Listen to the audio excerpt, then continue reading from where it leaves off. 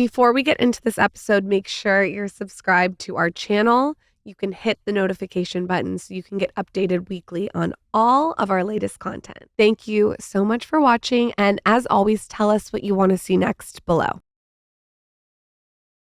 You have been in the public eye for a long time and you're always managing to reinvent yourself. How do you do that?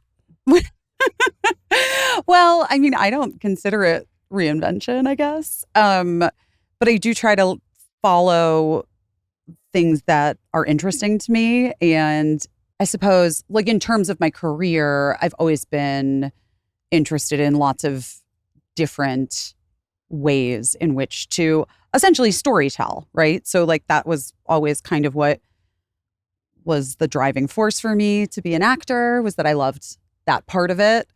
And so then I just think it kind of like informs all of the other, you know, areas that I have ended up working in, and whether it's like the talk show or my book or writing or, you know, coming up with movies and selling those, or the podcast, you know, just like all of the different ways in which I can tell stories, I guess. I just feel like every time you do something, it feels fresh. And you were on one of the biggest shows ever, and it still feels fresh with everything you do. Like I feel like on Instagram, you really were one of, in my opinion, the first celebrities who really understood how to use it.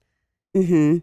Like a lot of the celebrities, it's like, here's me all dressed up, right? Very promotional. You were like in there with the audience. Yeah. I know. I mean, it was like, I was definitely like a very early adopter of the form of like using social media to kind of show a different side of myself. But I wasn't thinking of it in that way, I guess, at the time. Like, so,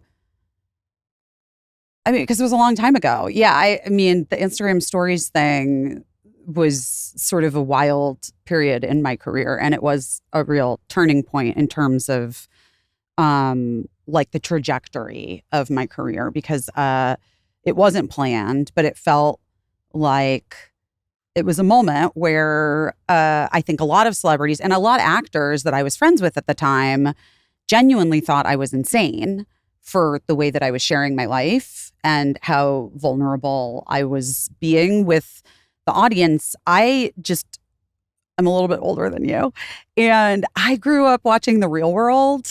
Yeah, we grew up watching The Real World. Okay. And I just loved it so much. And I feel like that period of time when Instagram stories started, like literally like right when they started, I was like, oh, I know what to do with this. This is the real world, you know? And I am kind of just in life in general. I do tend to be, I am what I am. Like what you see is what you get kind of a person, just always, my whole life. And I think that really translated. And so like this idea of like authenticity, and that I was able to like show this side of myself, it didn't seem like I was trying to do anything. Like I wasn't trying to do anything. It was just me living my life and kind of showing all of the different sides of what it was. And yeah, people really responded to it. Also, I was in a period of time, like you're now a mom of young kids, and I was a mom of really young kids. And I felt, it was sort of the advent of social media and sharing, and like influencers didn't exist. Like that word didn't even really exist, barely existed, truly. And I felt so isolated and alone. And, Birdie turned 17 in August. And when I had her and she was a baby, there was no way I could connect to other moms. There were some blogs that were out there, but it really did feel isolating to be a working mom. And even once she started school, I still really struggled. And then I think, sort of the freedom, and like, we all know what social media at its worst can be, but at its best, it really allowed me, and I think a lot of other women, to connect and feel seen and heard, and know that our struggle wasn't just our own, that we were all kind of like in it, dealing with the same things. For Michael, what was the first story that you posted? She Instagram story. She started storytelling through Instagram story in a real way. What was something that you saw that resonated with the audience that you were like, oh wow, people do want me to open up? I mean, there were so many in that, like in the early days of There was the Uber one. Uber, I was going to say, viral. I was going to say the Uber one was like a big deal. What happened on the Uber one? I mean, that was also the early days of Uber too, by the way. My now ex-husband and I had gone out with some people in Hollywood and we had some tequila. Nice. And we were getting an Uber home and we had this scariest situation happen where it couldn't have been the Uber that we ordered. It was like a black car that came, an SUV. And we got in and it seemed like my door was closed, but it wasn't quite closed yet, thank God. And a guy popped up from the third row behind us and said, be cool and everything will be okay.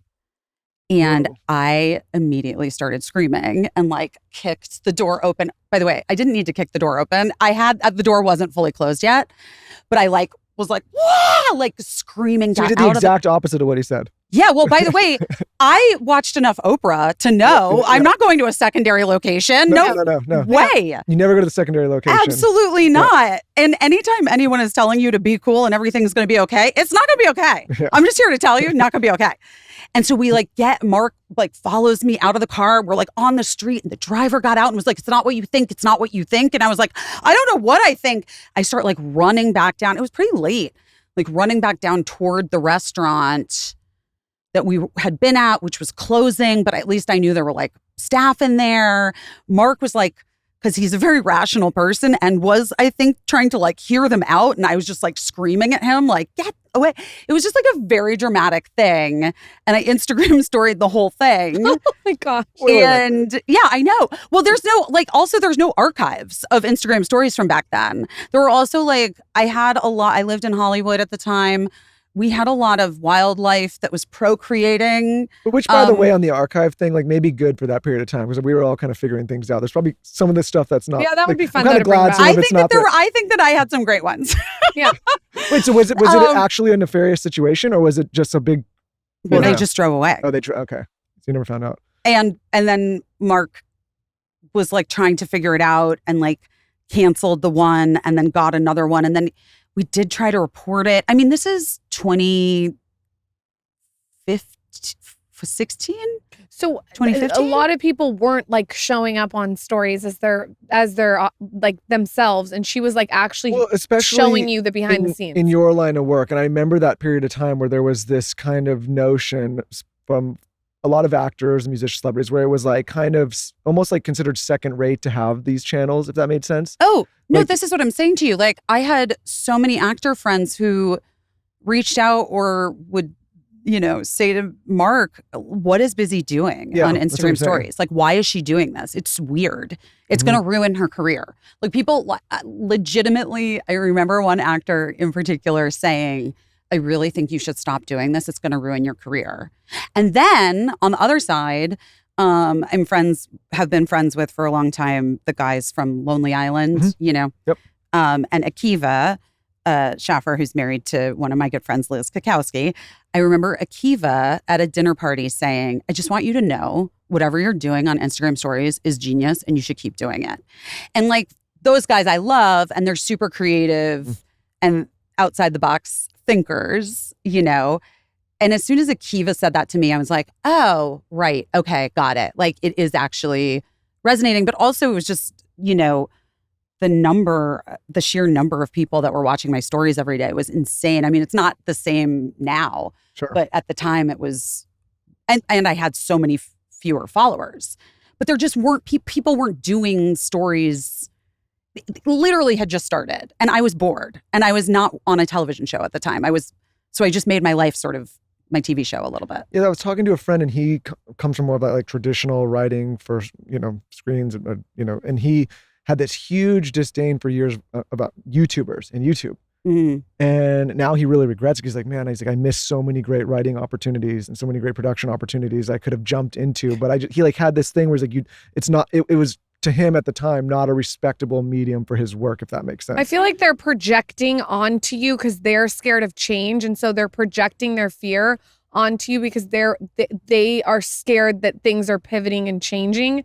And so it's like by them telling you like, be careful, they're actually nervous. No, but even with this, like this medium, I mean, when we've done it for 10 years almost. And at the beginning of it, I was like, what the hell is that? Like, what's a podcast? Like, why? Oh, yeah. Right. And there was like, you don't go on podcasts. Right. It was just like her and I in a closet talking to each other about like random things. But now, I mean, it's just funny how things change in a very short period of time.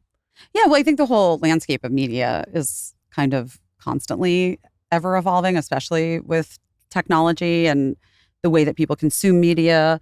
But yeah, I mean, one thing about me is that like, I don't know. We don't know. Right. I'm like very well aware of the things that I know and the things that I don't know. And I feel like we just don't know what the future is. You know what I mean? And if something speaks to you or it feels right to you, that's like the guiding principle for me is just, I really kind of go on my gut of what feels right. Like TikTok to me is difficult. It's like I totally love it and I watch it and I get it from that perspective. But I haven't really like jumped into TikTok hard because it's just for me a little bit trickier. It's like for my kids. Yeah, I feel the same. When I got pregnant, all of a sudden I couldn't go on it. I don't know. I just didn't want to go on it anymore. Oh, interesting. It was so weird. It was like, I don't know if I was being serviced like the wrong stuff. And it was just like, some of it was like low vibration. I just didn't want to go on it. And I haven't been on it since. And I have to tell you, it cuts 80% of the noise. Yeah. Because you're not like this all day. Yeah. But listen, people love TikTok and they do it amazing. I think you have to find your medium. Yeah. And this is not great for what we all do, but I will say some of the happiest people I've met are not on social media at all. They're just like, like my dad, for example, he's older and he's like never been on and he's just like, he doesn't think about it. And yeah, but your dad doesn't count because he watches the news all day long. Sure, that generation watches the news. That's a different thing. Yeah, that's true. But still, like it's just, it's not even part of his world. And it's interesting to observe that where he's like not on anything at all. I think that there's validity to everything in moderation. Yeah. For just like everything in life, right? Yeah. Like we know that that's kind of just the way that we should all be living our lives. Yeah. And I think that we can all use breaks. And we don't have to announce them publicly. We can just take a break. Guys, I just wanted to let you know I might not be on here for a while. And then they're back like 4 days later. We don't need to like, it's not so embarrassing. Declaration. My favorite too is when the people announce like unfollowing, I'm like, this, okay. Like, it's not an airport. Okay. I'm like, okay. What are some other things that you've opened up about on social media that have resonated with your audience? I know you talked about your ADHD diagnosis. Like, what are some of those things? I mean, yes, I think the ADHD thing was pretty wild. Just because that, and look, there's like lots of articles about it now, and many conversations are continuing to be had about it.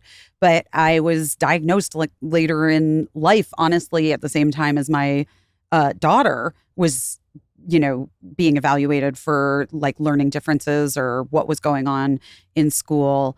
And that story is so common, I now know, especially, in the last less than a decade, I suppose, especially for women, because ADHD presents differently in women and girls than it does in men and boys. So that typical hyperactivity that you would see in a little boy maybe who has ADHD in a little girl might present sort of like that hyperactivity might be going on more in her brain. And so she's not running around in circles. So it's like a little bit, sometimes it would be missed, like ADHD would be missed in women and girls, but the other things are present. And then they, I sort of like overcompensated, and then, internalized things and felt a great deal of, self-shame and sort of, negative self-talk about my own abilities and my intelligence because I wasn't good at executive functioning, because I had ADHD. How did you know that it happened? Like, when you look back and you know that you have it now, did you, what was the trajectory like? What do you mean? Meaning, like, you decide to take your daughter in, and then, like, how do you know, because because they go through like a checklist.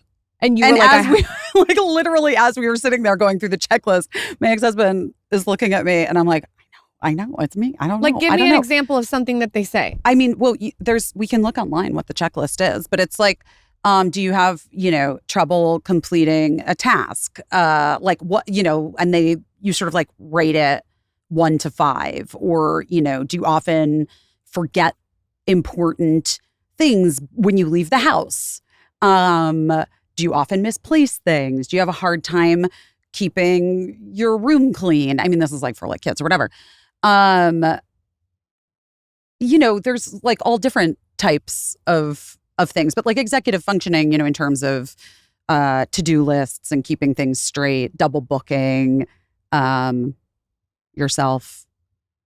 So do you feel like once you kind of got that information or that diagnosis that it was helpful or harmful? Like, do you feel Oh, it was totally helpful. Okay, because you know how to. So that took the shame away that you were feeling.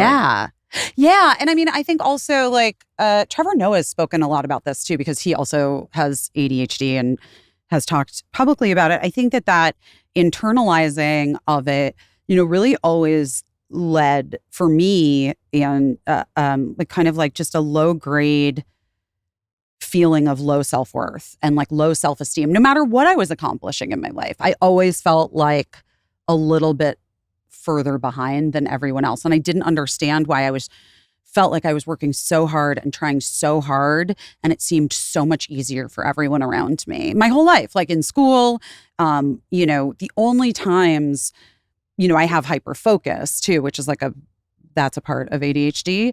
So acting was a thing that I genuinely love and am really great at. And so I can hyper focus and just like nail it. You know what I mean?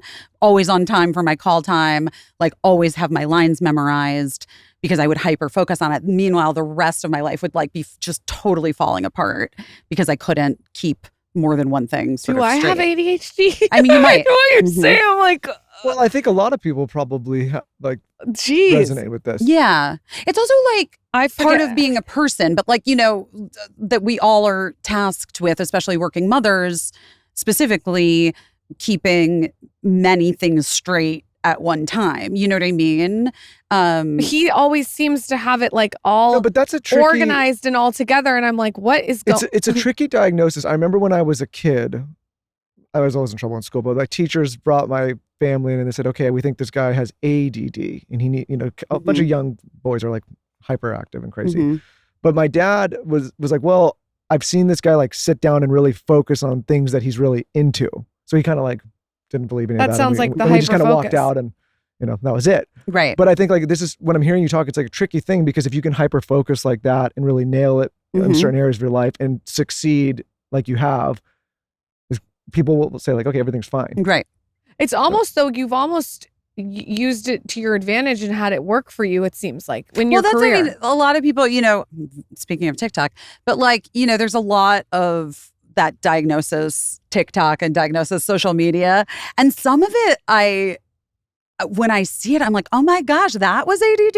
Like, for instance, I saw this one with this person who was talking about how people with ADHD have a tendency to like eat the same things over and over and over again. And so, wait, listen. So I am not even kidding you. When I was like in my early 20s, I went through a period of time where every day for lunch, I ate a turkey sandwich.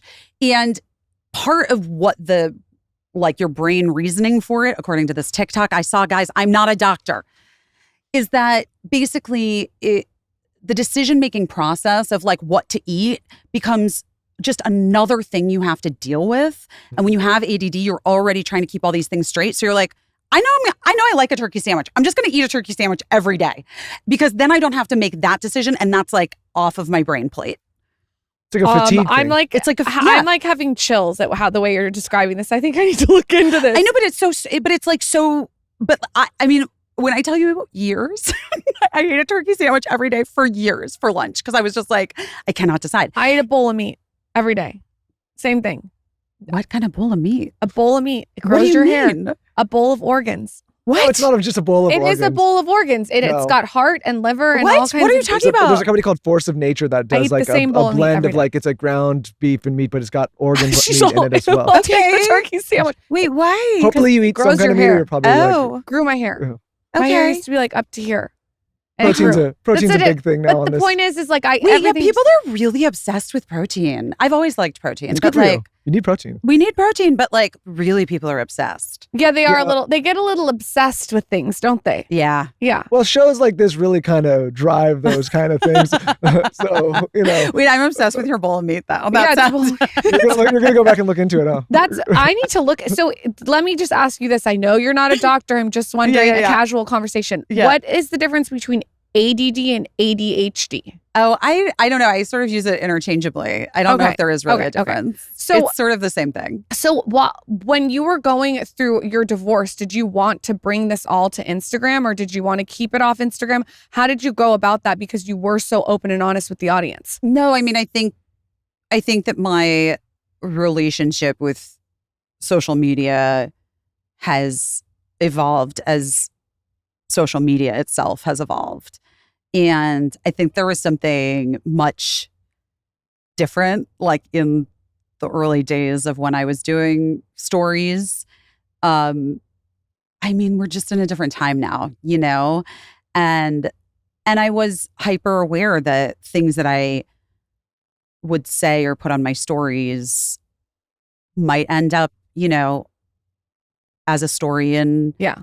publications. Yeah. And I wanted to be really respectful of the experience that Mark and I were going through and our children and what they were experiencing. And they were also like a bit older. So they would be, you know, possibly someone at their school would see it. Or, you know, I think as the kids have gotten older, I've had to adjust how much I share Yeah. on the podcast as well as on social media, because I think it's not fair to them.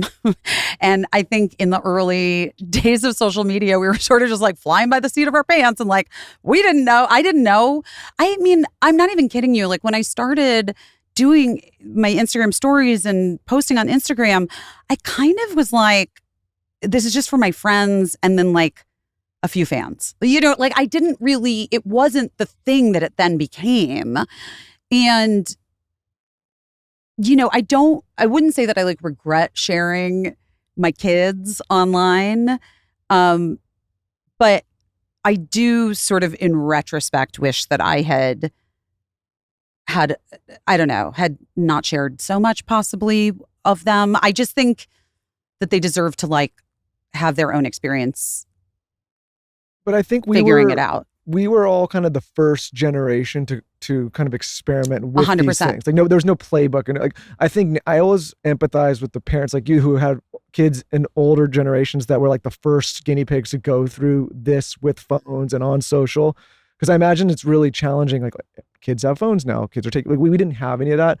Our generation with younger, you're going to kind of see like, okay, how did that first group handle Totally. this and what did they do right and what should they not have done? I think it's an important conversation because at that time, for younger people, they don't see this, but nobody had the playbook or the advice on how to manage any of this. Right. And it felt very accepting at the time. Like you had the community there. Now you don't really know who's following and how Well, that's and, right. and what the intention is. That's right. That, to your point, that's what I mean. Like in that early day, like I felt like it was really a community and it was really it felt very It would supportive. be rarely bad comments. Yes. Mhm. And I think that the whole landscape kind of shifted. And yeah, I mean, I think we were all trying to figure it out. And also I would say that I do feel like intuitively or not, I never shared anything, even though there were things that were going on in my kids' lives that were tough. I never shared anything from their lives that could possibly, that in my estimation now, this is where it's like they're their own people, right? But in my estimation, nothing that I shared when they were younger would be something that, you know, could be embarrassing to them later in life, you know? But again, they're their own people. So they get to decide what was embarrassing or not embarrassing for me to have shared. In terms of Birdie, Birdie's my older daughter is, was always very much, well, she's always been like hyper verbal and really smart. And I mean, both my kids are very smart, but really expressive. And Birdie always was very specific of like, I would like for you to share this. I don't want you to, Yep, sure. and yeah. And my younger daughter, Cricket, a couple years ago was like, I do not want to be on your Instagram at all, period, full stop. And I was like, great.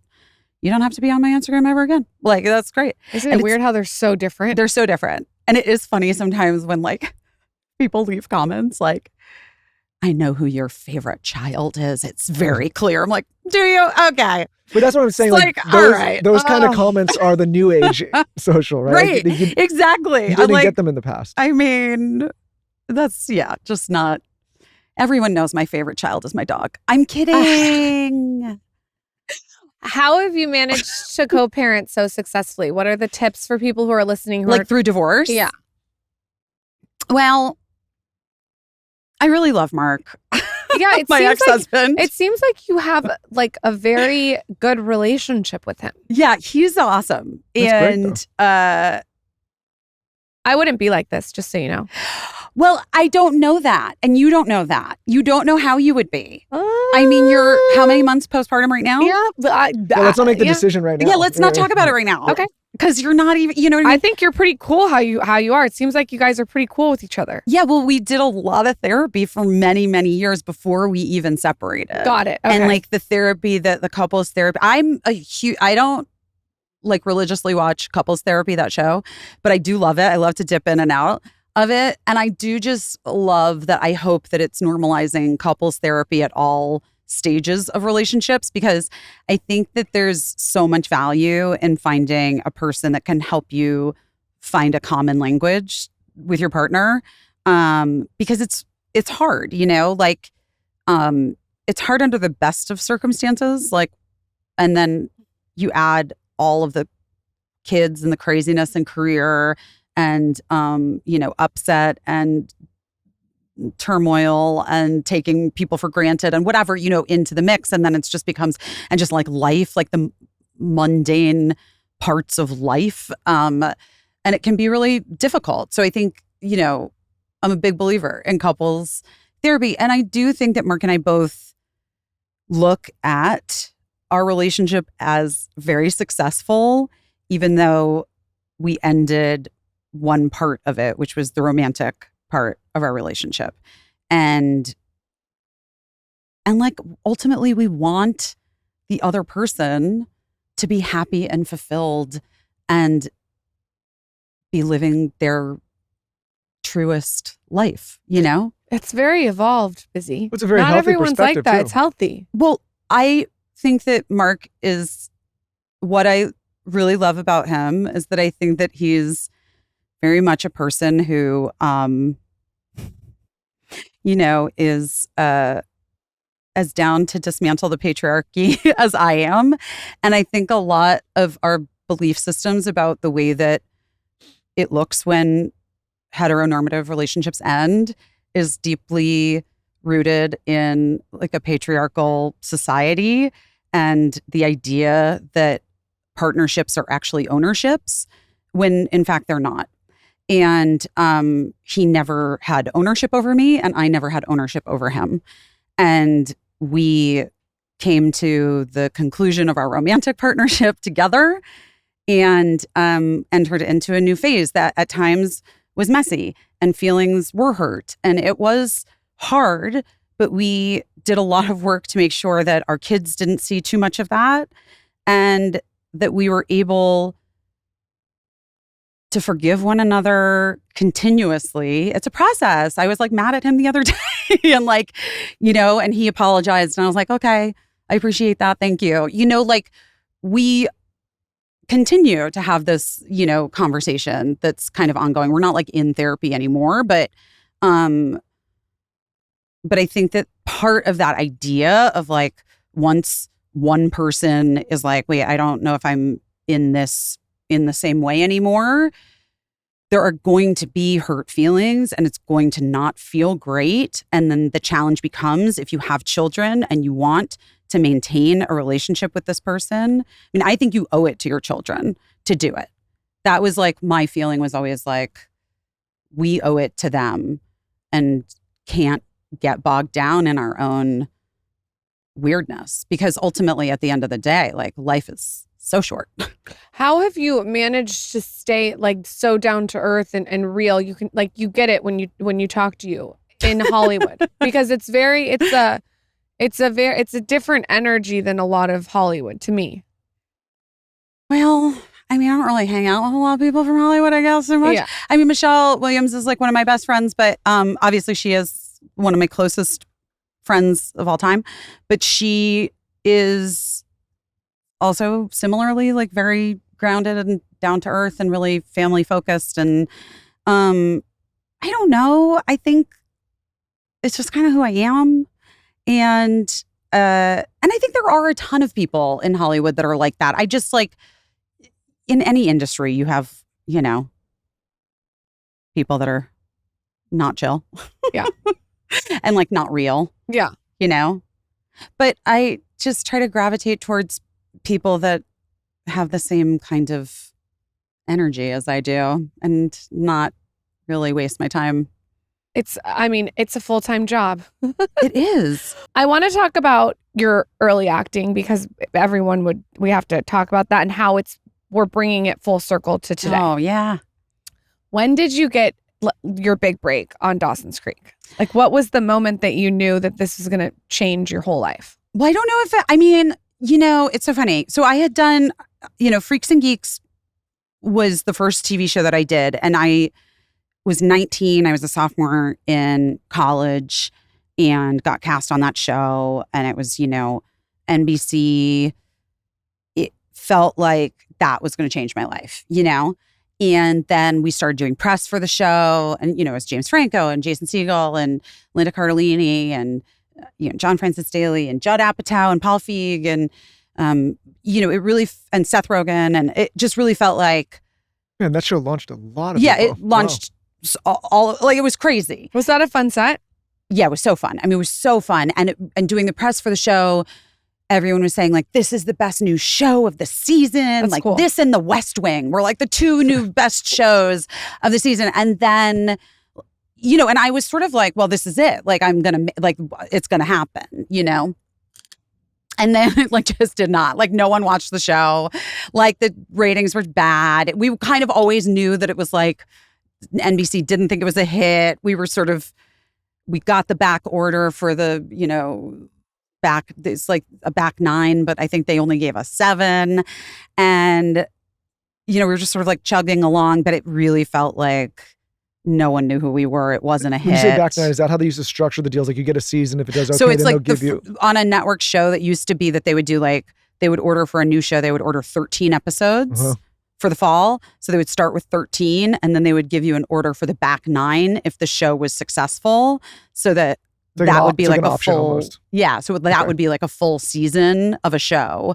Like on Cougar Town, for instance, we got the first 13 episodes when we premiered and then they ordered 10, I think, because we did a lot that first season on ABC. But then the second season, they did like the full season order. So 22 episodes. Okay. But that was like the old structure of network TV. I don't even know if that exists anymore. They just greenlight right off the bat now. Well, if they're going to do it, like they just do the whole season, right?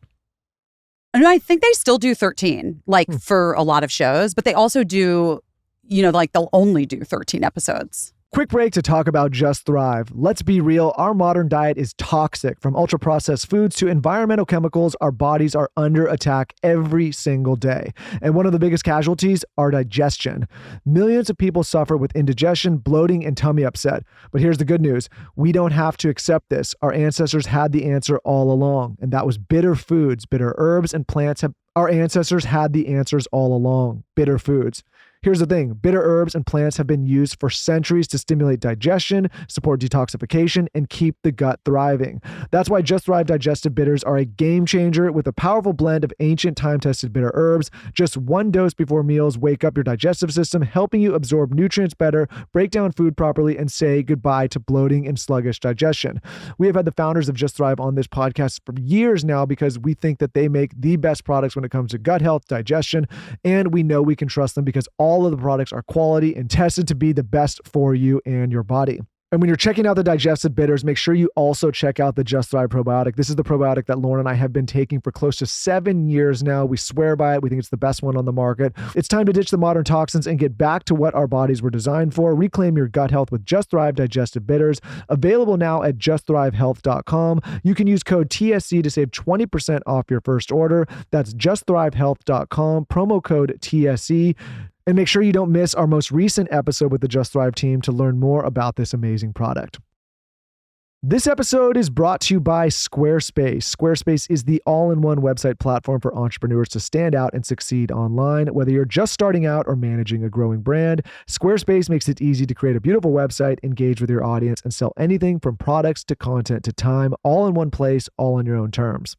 When Lauren and I first started creating content online, when we first started trying to build a business of our own online, it was so hard to do so. We had to find 18 different developers and designers. It was so cost prohibitive. It was such a clunky experience. It was so hard putting the pieces together, and it took forever. Those days are long gone because Squarespace makes it easy for anyone looking to create a side hustle, an online business, someone who wants to sell content, someone who wants to build a course, an email subscription newsletter, anything that they want to build online, Squarespace makes it easy for you. They also have a platform called Squarespace Payments that help anyone that wants to sell anything online or even in person, available and easy to use. So if you're someone that's been thinking about building that online side hustle, that online business, looking to sell courses or create anything online, Squarespace has you covered. I've said for years, it is so important to own your own domain, your own platform, something that is truly yours, that is not platform dependent, and Squarespace can help you do so. So check them out. Go to squarespace.com for a free trial. And when you're ready to launch, squarespace.com/skinny to save 10% off your first purchase of a website or domain. Again, that's squarespace.com/skinny.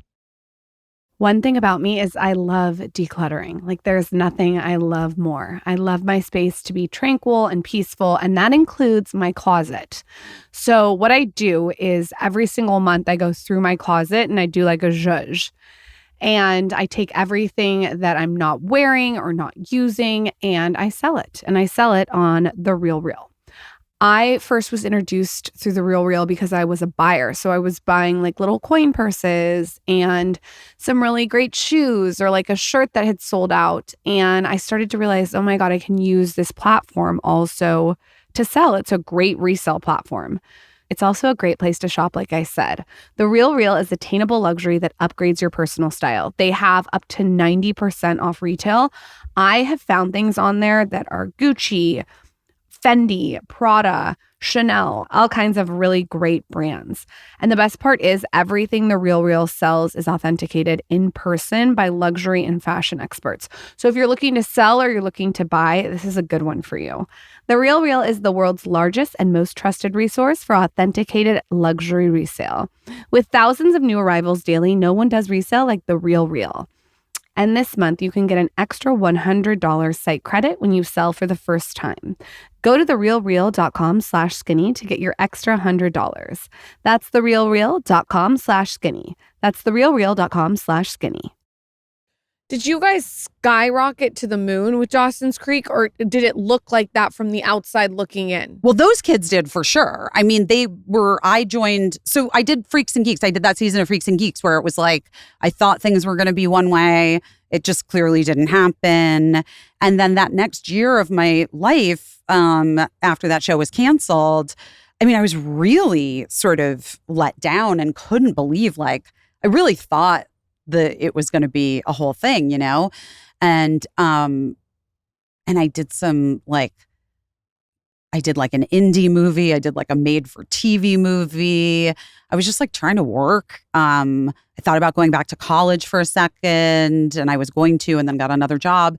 And then got a call that the Dawson's Creek producers were adding a couple new characters because the kids were going to college. And they wanted me to come in and read and then test for this new series regular part to be Joey Potter's roommate at college. And I mean, Dawson's Creek was, they had skyrocketed. That was maybe a year or two before Freaks and Geeks. That show had premiered. And, it was like the cover of Rolling Stone. They were the cover of Entertainment Week. They were hugely, hugely successful. James had done Varsity Blues, and Josh was in whatever the horror movie was, and Katie was starring in, the Ice Storm, and Michelle was in Dick. Like, they were like huge stars, those kids. And so it was like a little intimidating from that perspective, but I wasn't a fan of the show. Like, I hadn't really watched it.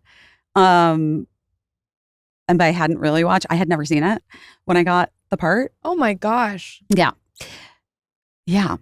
I know. It's really strange. I remember where I was sitting watching you on the screen. Really? Being like, oh my gosh, I remember thinking, oh my gosh, she's so pretty. Oh, that's so nice. And like it added a layer to the show when you came on, in my opinion. So when you get around all these people that are so famous, you said it was intimidating. Were they all welcoming and nice and cool and down to earth? Yeah, I actually met James first, like right when I landed in Wilmington. And I was taken to the hotel that they were putting me up at to start with, before I found an apartment and stuff to live in. And I met James, and he was staying in the hotel too because his house, I think he had rented his house out for the summer or something, and it wasn't like he couldn't go back yet. And he was so kind and really like, I hear great things, and I'm super excited to work with you, and really lovely. And then Michelle happened to be across the street at the convenience market getting some, I don't even remember what, like, I don't know, picking some things up. And she was heading to her apartment, and she walked across the street, and I met her. I mean, Wilmington, North Carolina at the time was like a very small town. It's like 2001. This is summer of 2001. And and I met Michelle, and like we sort of instantly were just like, okay, well, we're going to hang out all the time. Like, let's just sit down. And And did your life change after that completely? No. Really? No. Yeah. No, it didn't. No, it really didn't. Oh my gosh. I feel that show was like that was the show. It was, but like it also was like, it was the college years. So I think, sort of that skyrocket moment had really happened already for them. And, now it was like very clearly like it was like the last 2 years of the show.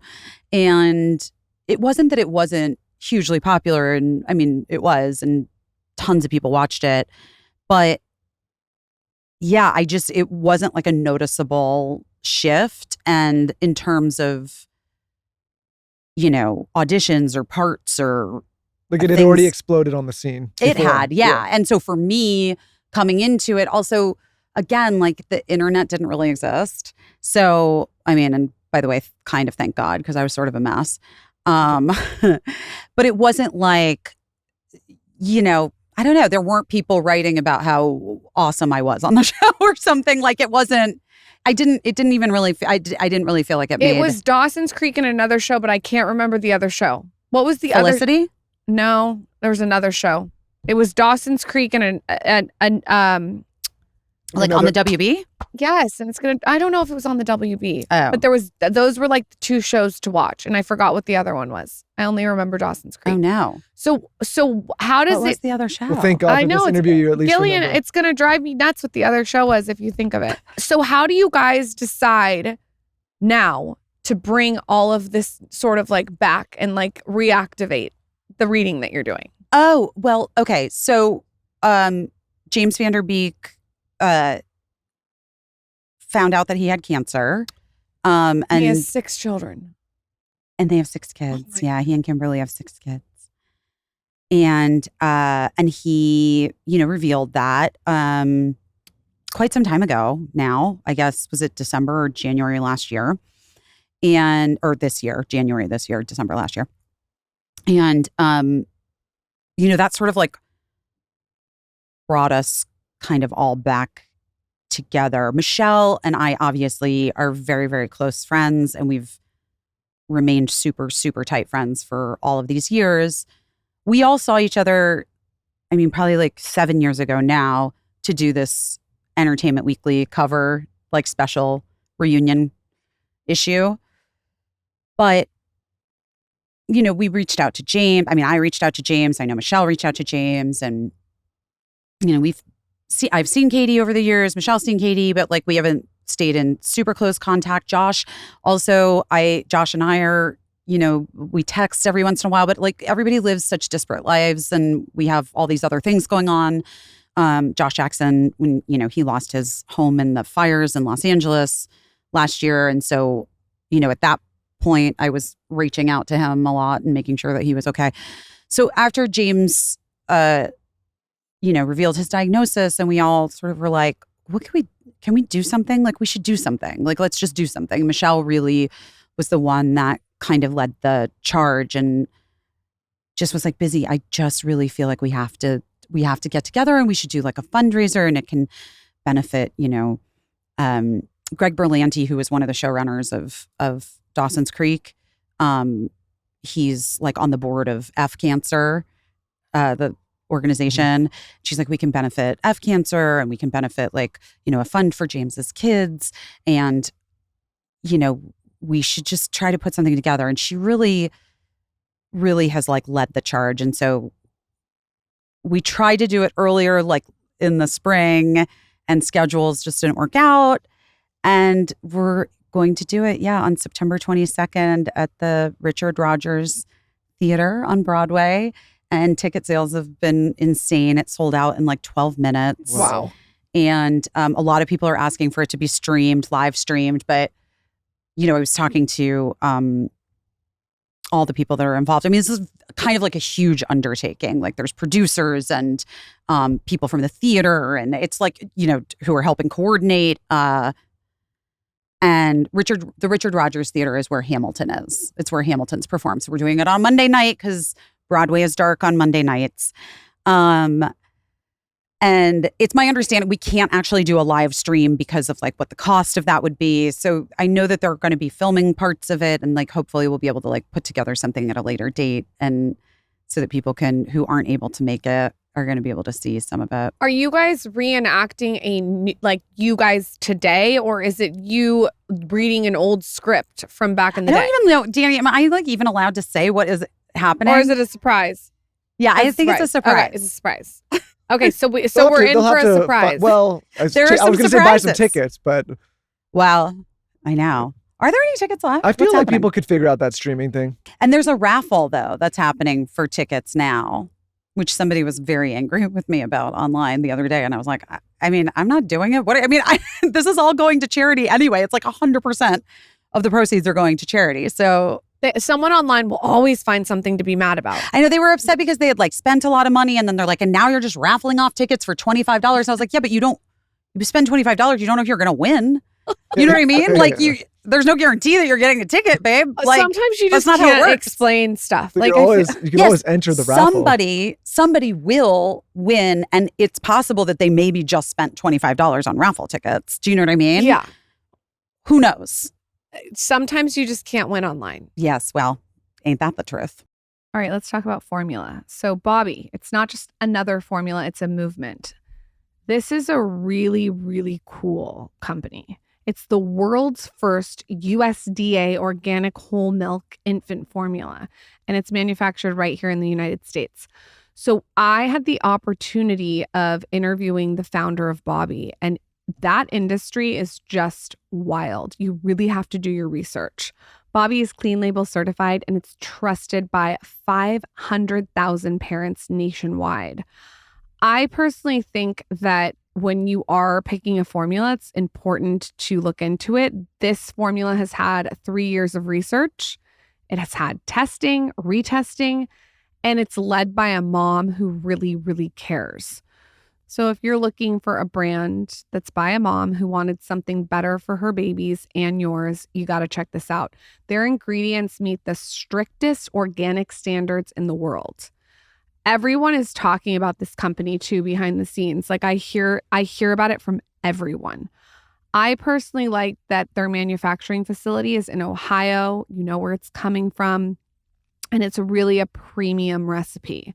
If you're looking for a formula, you have to check out Bobby. They really support the whole feeding journey. They even have DHA to support brain development, which is crucial in the first year of life. And they gave you a code exclusively for our Him and Her listeners. Bobby is offering an additional 10% off on your purchase with code SKINNY. Visit hibobby.com for more details. That's HIBOBBIE.com. This is really weird, but I have gotten very much into the frequencies of fabrics. You can look it up. I talked to ChatGPT about it, and I learned that cashmere has one of the highest frequencies. So I went and got a really beautiful cashmere blanket for my bed. You guys have seen it on Instagram stories, and it's by Cozy Earth. It's gray. It's the most beautiful blanket, and it's something that I actually use too. It's not just like a decorative blanket. My baby loves it. It's so warm. It's like the perfect weight. It's not too heavy, not too light. And I'm obsessed with it. I was looking for a pair of really great sheets and cuddle blankets, and I wanted the right fabrics. So I went on their site. I'm obsessed. And I've told all my friends about this specific blanket. I've also even tried out their sheets. They have these bamboo sheets that are absolutely beautiful. They're temperature regulated. So you get a really nice sleep. Bamboo actually wicks away at heat and moisture from your body, which helps you sleep several degrees cooler. And you want to be cool when you sleep. I'm like a 67 girl. I like to be cold. Anyway, you got to go check out their bedding. It's a good one. Head to cozyearth.com and use our code SKINNY for up to 40% off. And if you get a post-purchase survey, make sure to let them know you heard about Cozy Earth right here. cozyearth.com, code SKINNY. All right, this is cool. It's called Function Health, and it's the only health platform that gives me data that most people never get. It's basically all the insights that you could ever want. So you get access to over 100 plus biomarkers, from hormones to toxins to markers of heart health, inflammation, stress. And also, this is cool, for an additional fee, you also can access MRI and chest CT scans, all tracked in one secure place over time. It's really like a 360 approach to see what's happening in your body.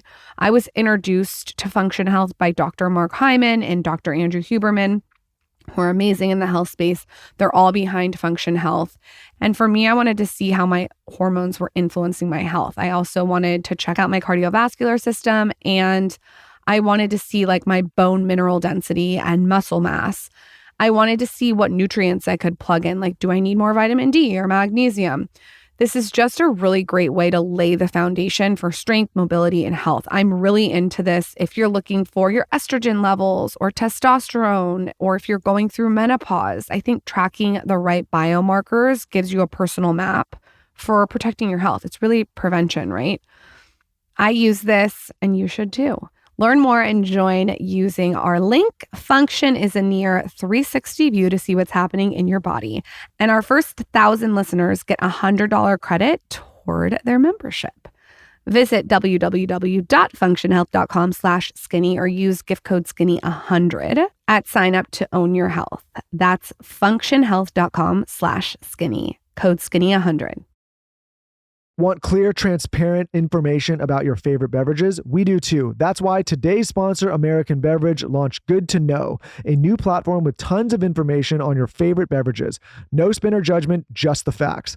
On the goodtoknowfacts.org website, you can explore 140 plus common beverage ingredients in one place for the first time. As a busy dad, I love having a resource that gives me clear facts so I can make the choices I know are right for me and my family. What I love about this is it puts you in the driver's seat. You know what's best for you and your family, and now you can get clear information about what's in your drinks without having to dig through confusing websites. Lauren and I have been huge proponents about knowing what you're eating, knowing about what you're drinking, knowing about what you're putting into your body on this podcast. We spend a ton of time talking about ingredients that are good for you, and now Good to Know makes it even easier. So if you want to know more than what's on the label of your favorite drink, goodtoknowfacts.org is a great place to start. And here's the thing, goodtoknowfacts.org doesn't tell you what's good or bad. It just gives you information so you can decide for yourself. In today's world where so many people are confused about ingredients and so confused about what's the right ingredients, this is such an important resource. I think one of the hardest things about taking care of yourself is just being aware of the ingredients that you're ingesting in the first place. So with Good to Know Facts, you're going to get all of that information and then be able to make the best choice for you and your family. So check it out. Visit www.goodtoknowfacts.org for more information. How do you think about social media today and how do you show up on social media?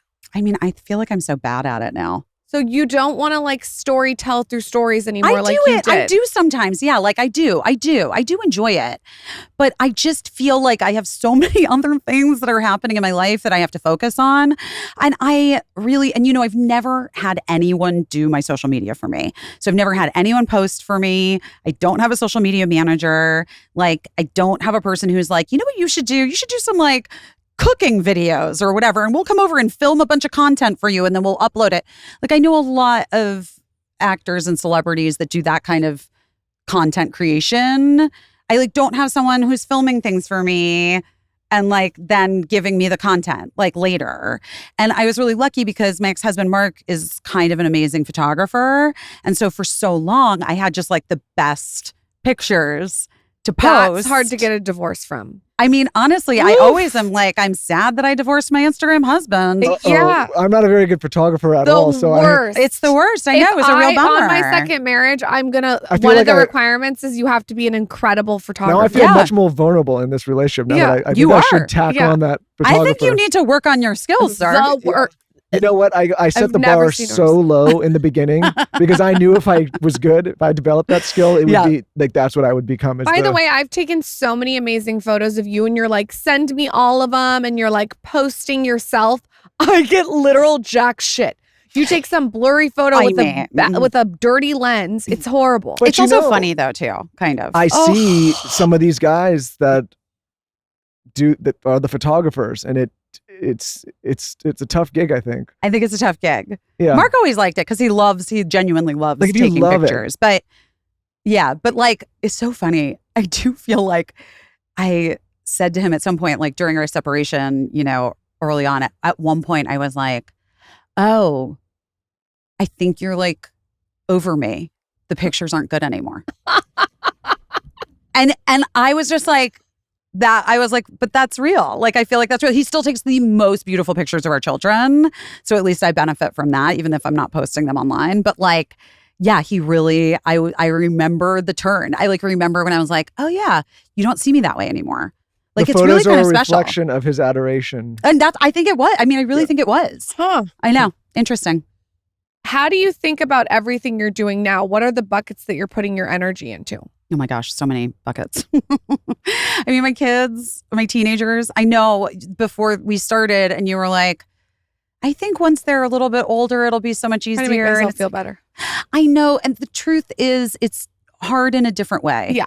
And they demand, it's challenging in new ways because you want to make sure that you're there for them and you're able to like be supportive and also meet them where they're at, but also not meet them as like a peer because that's weird. Yeah. And provide them with safe boundaries, but also know that like at a certain point, age 17, like she's making decisions on her own that I'm not going to be involved in. And she may or may not even tell me about. And I have to feel good about how Mark and I have parented her up till this point to know that she's going to be making the best choices she can make. That's and so like, hard. It is so hard. It's hard. Like, whereas when you have the baby, right? Like your brain is always like, we're keeping this baby alive. We're keeping this baby alive. Like I'm keeping track of all of these different things that we need all the time to protect my children, right?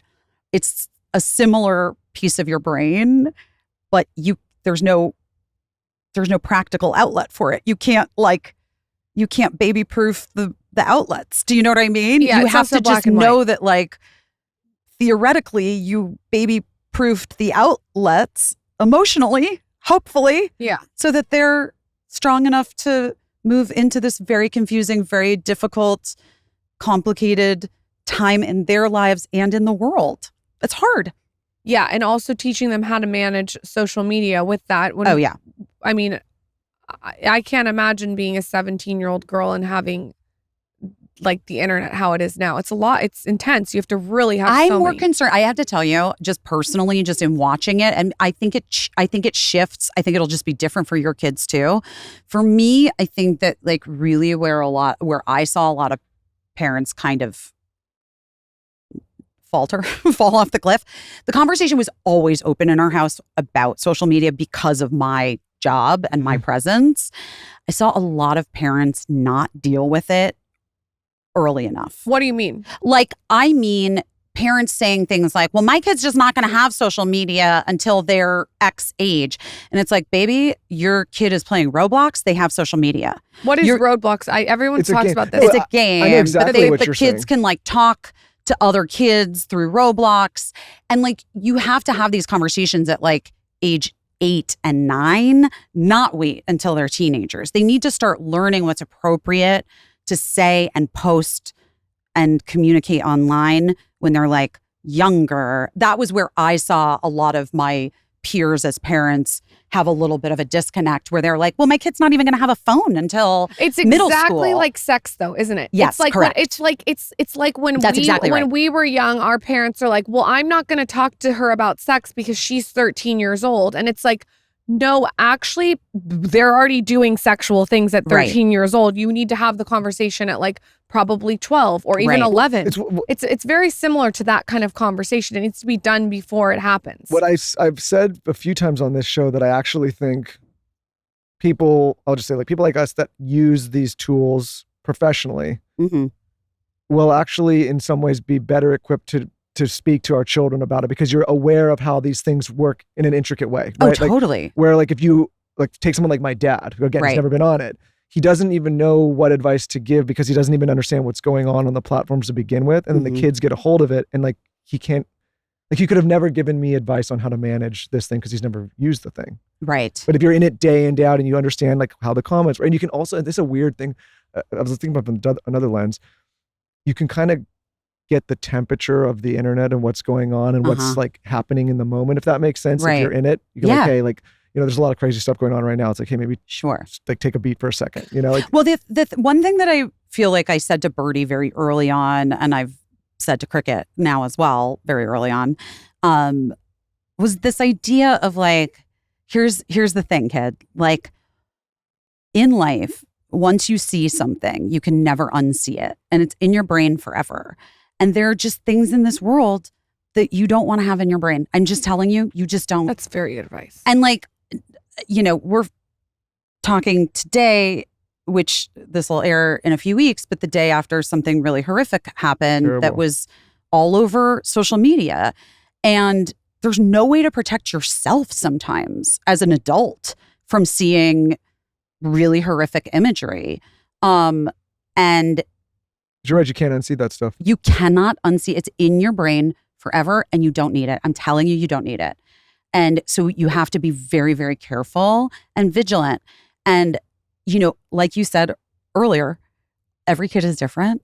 And like that message to Birdie was like, yes. Like she really, older kid, like first daughter, whatever. Like she was like, yes. Cricket, I can tell, is a little bit more of like, but what if I see it? You know what I mean? Like, maybe I saw it, you know, and then you have to like meet them there. You have to meet your kid where they are there and say like, okay, so what did you end up seeing that thing? And what happened? And how did it make you feel? And are you all right about it? Do you have to have that conversation at this point? With Of course. Oof. Of course. And the other thing that I did that like is just such a bummer is that I watched every YouTuber that they liked, both of my children. I cannot tell you about the television show The Bear because I've missed all of the seasons, but I can tell you about Kaylin and Weston Corey, my daughter's favorite YouTubers. And I can tell you about a bunch of other YouTubers, Veronica and Kyle, love them, shout out. And he's just watching them to make sure that it's like, you want to see what's going on. You want to understand what they're watching. It's not just that. It's like, yes, 100%. Because I think also when they were like a little bit younger and starting to watch YouTube, I think there's a lot that gets put into subliminal shit. Well, just like you just have to watch it. And and like it's a lot of I think that a lot of parents sort of use it as a little bit of a babysitter. And I think that that's the biggest mistake because obviously, like, you can't course correct messaging or things that don't align with what you believe in your home. If like your kids, you think these boys are watching just a thing about cool cars and then it's Andrew Tate. You know what I mean? Like that was the thing with my older daughter was really like that era of where the middle school boys were like, he's all about like money and cars. Like, yeah, middle school boys like money and cars. And guess what else they were getting? A lot of misogyny and horrible rhetoric about how women are possessions and they're yours to take. And, you know, we had like lots of conversations with the school about it because Birdie was coming home and telling us like, these boys are like obsessed with Andrew Tate and da-da-da-da-da. And I talked to one of the parents and they were like, I don't know what that is. Yeah. I don't know who that is. I'm like, well, your son does. So how'd they see that? Because it's I mean, What do you listen, mean? It's on YouTube. I mean, how do they not see it? So they would be And watching TikTok. cars and then it would just go to No, Andrew Tate. he does car. Like he was like, look at my cars, Got it. look at the thing, look at the money. It's all a grind and like you're going to grind and you're going to make money. And then also all of these other horrible ideological ideas that were like getting put into it. That's wild. But You have to that's be the like a thing. detective as a parent. It's like so many hats to put on. You're really an octopus. It's like a detective, mean, you were lucky a if you were- circus act, a juggler. When I was a You gotta kid- you gotta be a cook. if you were a lucky, chef, you would find like a dirty magazine in the bushes. maid. That was about it. I know. It's now you can find everything. I feel like that's a very like specific story. You found dirty No. magazines in the No. bushes. No, it's not. It's not. I swear to you, it's not. So many men that I know and I'm friends with were like, yeah. Behind the Yeah. Circle K, Yeah. there was like a dumpster, and you knew that like behind the dumpster there would be like. I have another friend who in the woods, they were like, you would find a dirty We had, like, magazine in the woods. There was a cache. I don't know if it was like a community thing that everyone's like, you might need this at some It's point. like a library in the woods. Yes, I swear to you, I have heard this story from so many dudes. Huh. And then you had like the secret VHS tape if you were lucky. Like you would get like one tape. Well, I remember my sister was obsessed with George Michael, the singer. I mean, obviously. And she got the VHS of I Want Your Sex, which was like a music video, guys. It was not a porn. Yeah. But we literally thought it was like watching porn. Like we did not know, but we were like, Remember back in the day, you would have the last on the remote control and you'd be like up at night in the middle of the night and there'd be like Cinemax or HBO or whatever was on. And then someone walking to hit last and it goes back to like an infomercial. oh my God, that is really funny. No, so I you'd don't. just be like but beating blast. your meat remember? to HBO Yes. and press last when your And mom then you walks stay in. home from school and it would be like Jerry Springer. You'd be like 6 years old and people would be screaming and throwing chairs at each other. Like that's what we grew up on. It was wholesome at the time. you No, know? I mean, yeah. Dirty there Magazine, is- Jerry Springer. I mean, there is something to be said for that. I mean, there is definitely something to be said for that. I think what you said though about talking to your kids before it happens or early instead of I'm just gonna talk to my kids about sex when they start having No, sex. but it's You need to talk about it before it's a really so they have context. It's a Yeah. crazy thing though, because so I was talking to another friend of mine who's got older kids and he's saying that the problem is that if you get, you see even pornography on the internet, like what a young kid thinks is supposed to be a sexual experience is then so revved up Stretched. that then Well, when yeah. they have a real one, it's like, this is what they think that's what it's supposed to be, depending Right. on how hardcore, whatever the stuff. And he said, you have to like really just be mindful of that stuff because we didn't have access to it. And so right. That's the other conversation. Especially you guys have boys. Like, you really have to talk to them about porn. And like, I know no one wants to do it. No one wants to talk to their parents about porn, and nobody wants to talk to their children about porn. And you have to. I thought that my And it boys just- were just gonna like stare at photos as of long me as I don't have to talk to my daughter about porn. when feel I like like I'll had be okay. star shots. Well, I thought you don't they- have to, but someone has to talk to your Somebody daughter has about to. porn. I'm gonna have a rough time. I'm gonna struggle with that. We're gonna become Amish and just Well, they get a Rumspringa, honey. So you know what I, don't know, mean. but okay. Yeah, the Amish, I The feel like Rum- have the a lot of kids in the Rumspringa- family. They're having fun. The Amish are The Rumspringa is the year that they get before they like fully commit their lives to Oh, so they get a whole being year. Amish. So it's like, I think it's like they're 19 years old or something. There's a really good documentary about it. Perfect age for a Rumspringa. And they whatever it's spend called. an entire, they get like at least a year. Some of them take longer and they just go wild. I think I had like a 6-year Rumspringa. That's what I You had. might have. Yeah. You may have. I That's hope you got it out of your I had a system six- before a we got 6-year married. 6-year one. What does it take to date you at this point? Oh my God. What a transition. I love a From transition. hardcore porn to what is it? Like, what is like your requirements where you're like, you have to be single and not Okay. married. okay, to that's a someone good one. else. That's a good one. Okay, check. Good. No, you guys, you would be shocked at like at this point how many married men like hit me up. Like on like Raya or like I on mean, no, DM or what? No. I mean, if they're on Raya, yeah, no. I mean, there are like a lot of people who are like ethically non-monogamous or whatever. Uh-huh. Dr. Drew said that doesn't work. I don't know. I mean, who knows what works for anyone? I don't know. I mean, I think I'm very wary of people who make blanket statements, is what I would say. Yeah, I feel Do you know like what I'm it's saying? different. Like everyone's different. everyone's different. I don't know if I've ever known it to work for anyone, but like maybe it does. I don't know. So I'm open to whatever married people. men are coming into your DMs. Well, no, it has happened, yes. But I'm just saying you have to be single. Okay. And I don't know. I like, Public person or non-public person, better or worse, so it doesn't matter. I don't think I've ever really, I mean, I don't know if I've really ever dated someone who's like public person, maybe. I don't know. Or sort of, I guess I have sort of. What are your Like, other meaning, would you requirements? want them to have a profile, want- or would you No, want? no. Do you I mean, want I don't care. funny? Doesn't care. Do I you just don't want care. tall? Do you want like I what's the tend things? to have like I like actually never thought I had a type, and now I realize like I do actually sort of have a type, which is just like I like very intelligent men who are funny, generally like have a good sense of humor and are creative, and I generally like men who are writers or who work like in this industry, in my industry. I just for a lot of reasons, but I think like I just, I need to be able to do bits with them. And They also need have to be a photographer. That's not as important anymore. I'm okay with it. Not having a photographer boyfriend or Instagram boyfriend or husband, but I'm okay with it. What does the next chapter of your life look like? I don't know. Well, like, what are are you going to be concentrating on writing? Is it like more social? Like, what's the cocktail? I think it's sort of I think I'm hopeful that I'm able to like continue doing lots of different things. We need another book.